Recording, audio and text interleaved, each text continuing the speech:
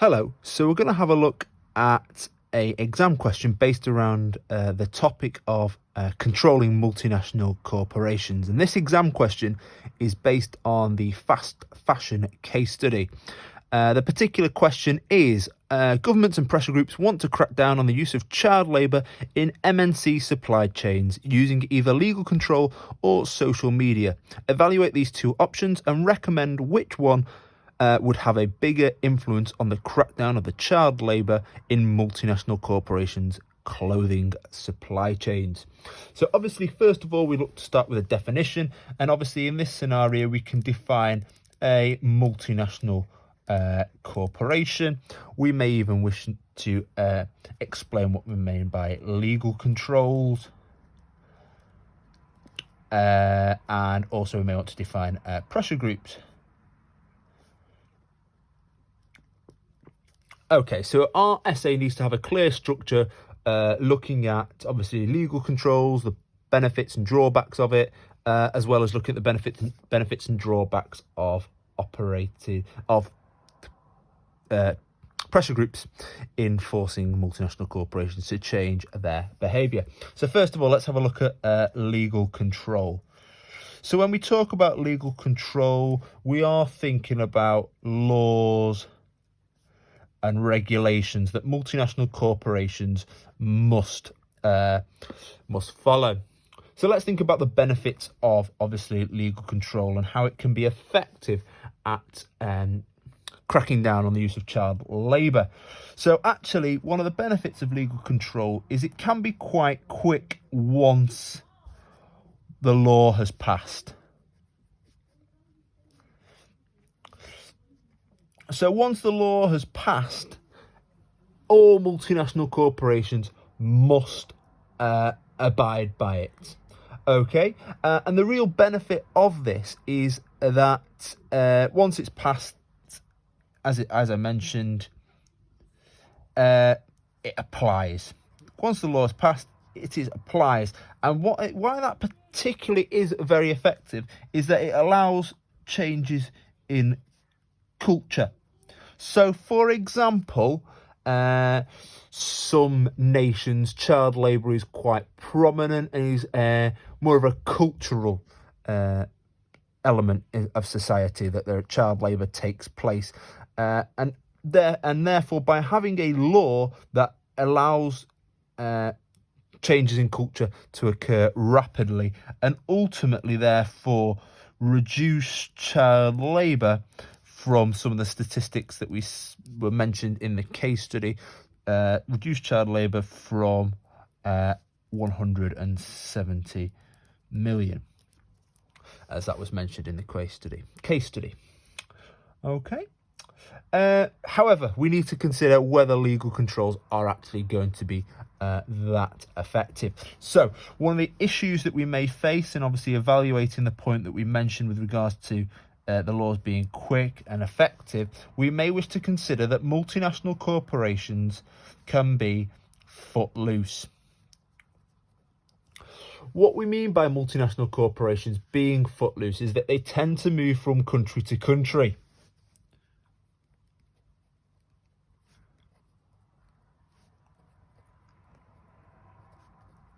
So, for example, there may be legal controls in a specific country that come into force with regards to child labour, but what would happen is that once those laws have come into place, you may find that the multinational corporation may then decide, well, actually, we're going to move from this country to another country where that law isn't in place. Move from country to country, and in doing so, they avoid the legal control.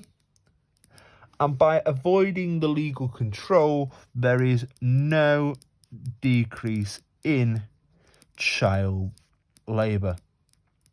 So obviously that's a key issue there, that obviously multinational corporations being footloose, they can move from country to country, avoiding legal controls, and as a result, there may not be a decrease in child labour because they may actually find that they employ children in another country. So the children can't be employed in that country, but then they may employ children in another country. Let's think about another positive point we can think about with regards to legal control. Well, another positive point we may wish to consider with regards to legal control is that it is binding. And what we mean by that is that the multinational corporations must abide by the laws, and this applies to all firms, all multinational corporations. There's no way of getting around it. It applies to them, and if they don't comply, well, they would be subject to large fines. So there is a real incentive that they must comply with the law, other they will be fined significant amount of money if they do not follow these laws, and ultimately they could be put out of business through the relevant fines. However, we do have issues again with regards to legal controls, and as stated in the case study, multinational corporations have their suppliers, but what these suppliers then do is suppliers subcontract. So what you may have is you have a multinational corporation who has a supplier in China, for example, but then that supplier in China may subcontract to a firm in Vietnam, and the firm in Vietnam is therefore the one who produces the products, and Vietnam may not have the same laws applied to them. And so by subcontracting, avoid... well, it doesn't necessarily avoid by subcontracting may ensure child is still employed, and therefore we would see that there would be no decrease in child labour. So we've had a look quite quickly there at how multinational corporations would be impacted by legal controls. We said once passed, the laws would be quick and effective because it applies to them all, and it's particularly useful because it would change cultures rapidly. Cultures will have to now, so as I mentioned earlier on, certain cultures, child labour is accepted within society. However, that would have to change quickly based on the laws, and it would obviously help to reduce the number of children in child labour. However, we did argue that multinational corporations are footloose. They move from country to country. They can therefore avoid legal controls, and by avoiding those legal controls, the child labour in one country may decrease, but they may move to another country, and as a result, child labour may increase in another country, and therefore we wouldn't see an actual overall decrease in child labour. Obviously, these laws are binding, so therefore they must abide by them, and it applies to all multinational corporations. If they don't comply, there will be large fines, and ultimately they could be put out of business. So they would therefore obviously lead to a reduction in child labour. Really important that obviously we link back to the reducing child labour, because that's obviously what the question was asking. So obviously missed that key bit of information out there, but obviously you can add that in, obviously reducing child labour, linking back to the question to make sure we get our analysis. And then if we evaluate whether the effectiveness of the legal controls, well, multinational corporations have suppliers, but these suppliers then subcontract out. Again, that's taken from the case study. That piece of information is contained within it. And by subcontracting out, it may ensure that child labour is still employed. So the supplier itself may actually not employ any child labour, but it may subcontract to another firm who completes the production on their behalf, and they may actually have child labour, and therefore we may actually see no decrease in child labour because the children are working in a different factory, maybe in a different country where those laws aren't exactly the same, and child labour is accepted there. So actually they may just see more work going to those factories in other countries where the laws aren't in place, and actually more children therefore employed, and we wouldn't actually see a decrease in child labour. So we've had a look at legal control. Now we will have a look at pressure groups.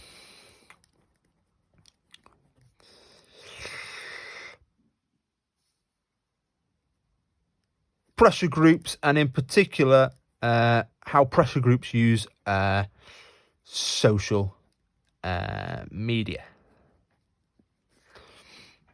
Okay, so pressure groups, they are set up within an aim to cause change. They aim to achieve change. So pressure groups set up and they aim ultimately to change way firms or governments behave. And obviously they can use social media to do this. Obviously, a real benefit of social media is increased awareness. So majority of people have access to social media via the internet, and obviously by having access to social media via the internet, people are made aware of child labour. What therefore that may lead to is that may lead to people boycott the MNC. So, for example, there have been cases in the past where Nike have been accused of using child labour in Southeast Asia. Internet raised awareness of that, and people that ultimately then boycotted Nike. Obviously, boycott the MNC. Obviously, how that impacts upon the business, well, their sales will fall, and therefore change policy, and therefore no child, and therefore no child labour is being used, because ultimately the business wants to be seen as corporate social wants to show corporate social responsibility, and by showing that corporate social responsibility, the consumers are then going to go back to the business and multinational corporation and start buying the product. So obviously social media, fantastic way to raise awareness. Most people have access to it. People then may boycott the multinational corporation, their sales would start to fall, and as a result that puts pressure on them, on the multinational corporation, to change the policy and employ and ensure that they don't employ any children. Obviously, we need to consider, whether this is going to be effective. Is social media and the use of social media by pressure groups really going to be that effective? And actually, what you may see is it may not be that effective due to elements of brand loyalty. So even though maybe companies such as Nike may have been accused in the past of using child labour, people are brand loyal to certain businesses, and even though they know they use child labour, they wouldn't stop buying from them. So brand loyal, continue to buy products, and therefore the multinational corporation continues to use child labour. So obviously it therefore may not be very effective, social media, because people are brand loyal, and ultimately as long as they like the brand, they like the product that they're getting, they're not particularly bothered about how that product has been produced and who in particular has produced it, and therefore child labour will not be reduced. let's consider one other point with regards to the use of social media. One of the other points that we can obviously talk about with regards to social media is that it's the speed of it.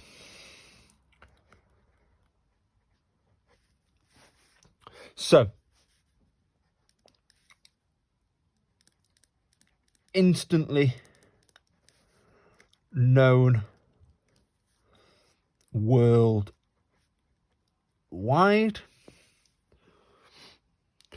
Because, for example, if someone put a tweet out or a Facebook post or an Instagram post, that as soon as that is posted, it is known worldwide instantaneously. And as a result, that's going to have a negative impact upon the brand image, because everyone's known about it. And what may happen, again, we may see force MNC to adapt policies. So they may have to adapt the policies of obviously therefore not employing child labour, no child labour. Because ultimately if they don't adapt,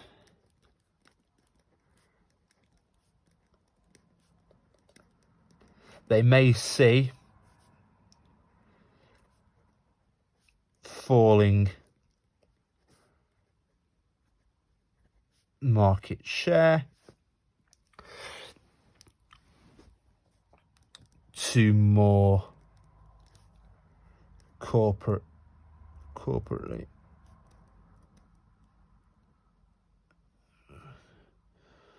to let's rephrase that, to businesses who pay closer attention to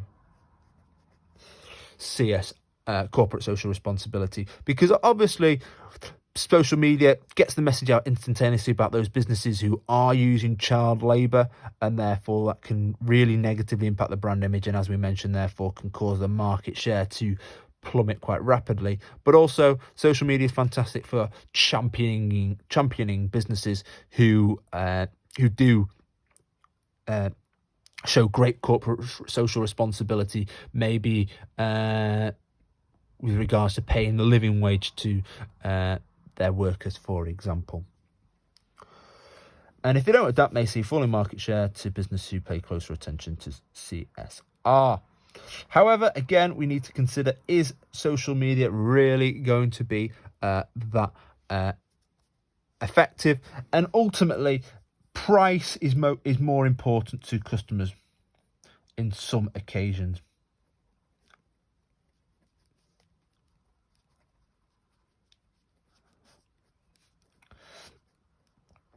So, for example, if you consider a business such as Primark, obviously the real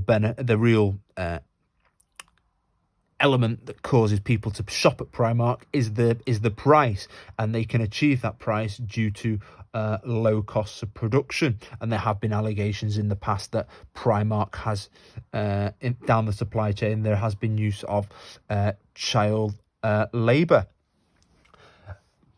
So price may be the most important to consumers. Demand low price. Suppliers use child labour to keep costs low to ensure profit when selling to retailer. So price may be most important to customers. They demand the low price. And by demanding that low price, suppliers use child labour to keep their costs low to ensure the profit when they sell to the retailer. So, for example, the supplier to Primark may have to employ child labour in order to keep their costs low, and therefore make a profit when they sell their clothes to Primark. Obviously, Primark being the retailer. And therefore social media would be ineffective.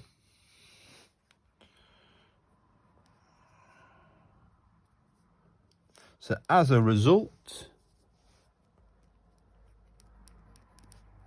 social media is ineffective, and therefore no decrease in child labour.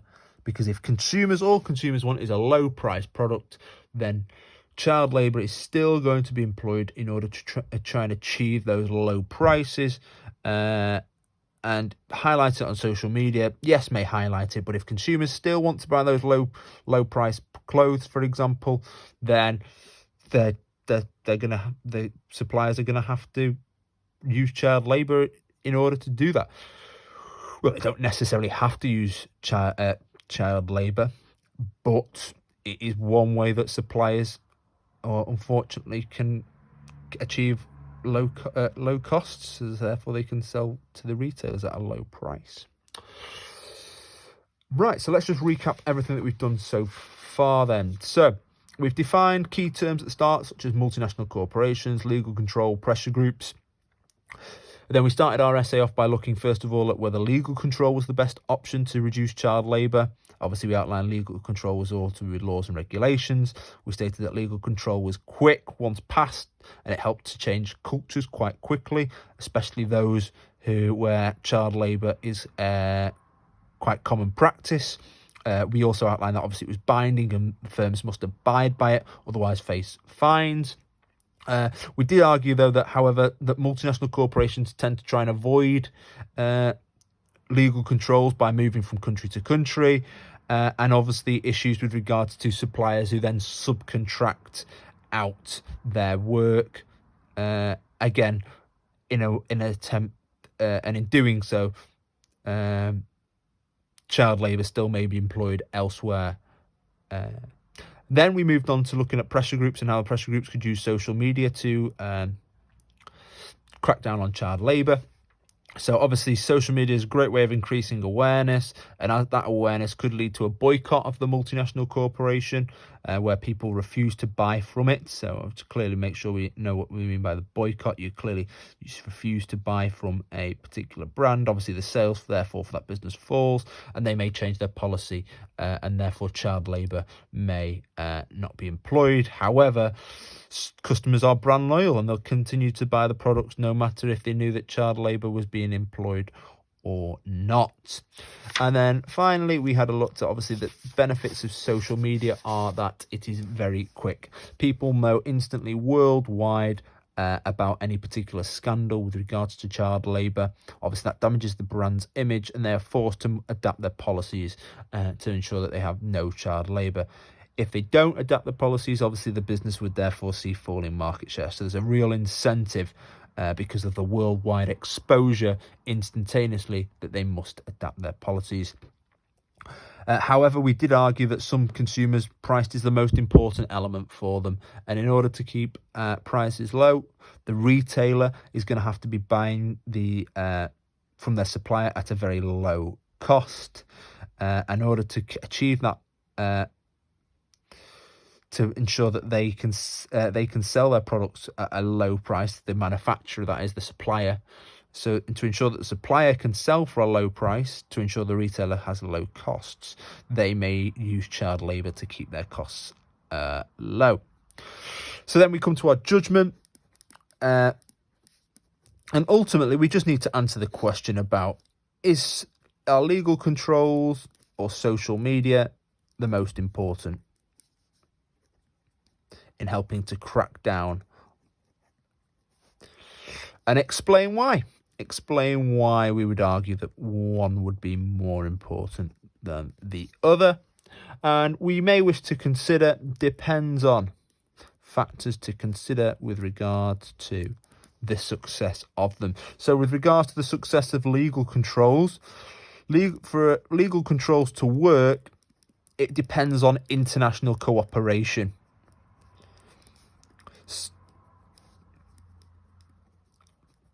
So what we mean by it depends on international cooperation. It's no good if one country says we're banning child labour, for example, if others still allow it to continue, because what would happen is, as described earlier, multinational corporations being footloose would move from the country which banned it to another country. So it needs to be international cooperation. No country allows child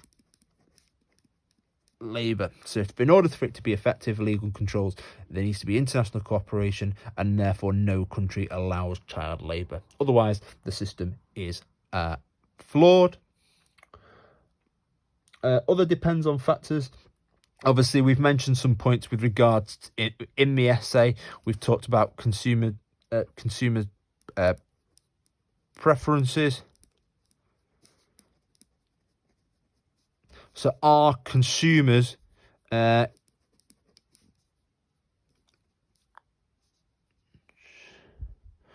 conscience? So consumer preferences, do they take into account corporate social responsibility?